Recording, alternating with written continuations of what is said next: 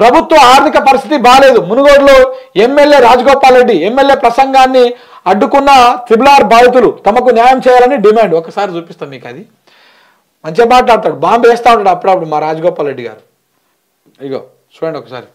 రైతు బంధు మీకు తెలుసు, రైతు భరోసా పేరు మార్చి రైతు భరోసా కూడా గవర్నమెంట్ రాగానే ఎమ్మటే ఇచ్చిందా ఎంత ఇచ్చింది? 5 ఇచ్చినప్పుడు కాంగ్రెస్ వచ్చిందా ఇచ్చిండు. ఎంత ఇచ్చినా కూడా లేకపోతే నువ్వే ఎమ్మెల్యే సార్ మాకు కాంగ్రెస్, మీరు కాంగ్రెస్ మీ అధికార పార్టీ, ఎంత ఇచ్చినా కూడా లేకపోతే ఎట్లా? మాత్రం ఒకసారి డుంగి కొట్టింది, కొట్టింది ఒకరే తిరుగుతాడు, ఒకరే తిరుగుతున్నాడు. కేసీఆర్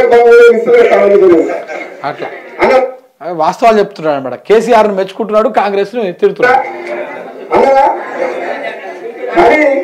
కేసీఆర్ బాగుండే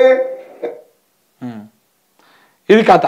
కేసీఆర్ ఉన్నప్పుడే బాగుండే అని ప్రజలు మెచ్చుకుంటున్నారు అనే అంశాన్ని ఈయన క్లియర్గా చెప్పిన తర్వాత ఇట్లా అనమాట. చెప్పిన తర్వాత అక్కడ ఉన్నటువంటి త్రిబుల్ బాధితులు ఎవరుతున్నారో ఆ చౌటుప్పల ఆ ప్రాంతంలో త్రిబుల్ బాధితులు ఉంటారు. అక్కడ వాళ్ళు వస్తే డైవర్ట్ చేస్తా ఉన్నాడు.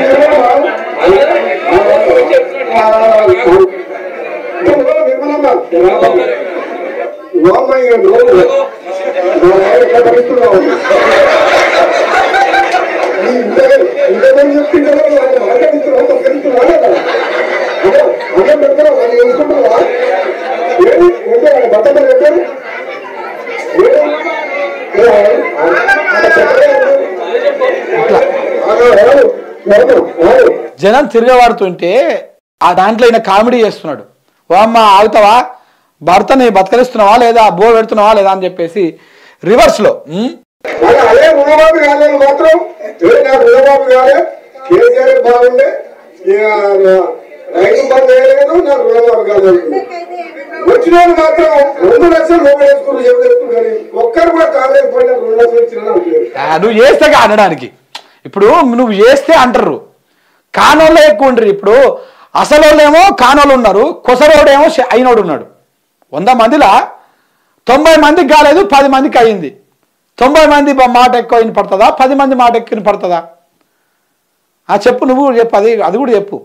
90 మందికి కాకపోయా. ఇప్పుడు అసలు వాళ్ళకి అయ్యి కొసరోళ్ళకి కాకపోతే సరే, ఇలా కుక్కడికే కాలే కదా, 10 మందే కదా, వీళ్ళకి అయితే లేదు రేపో మాప అనుకోవచ్చు.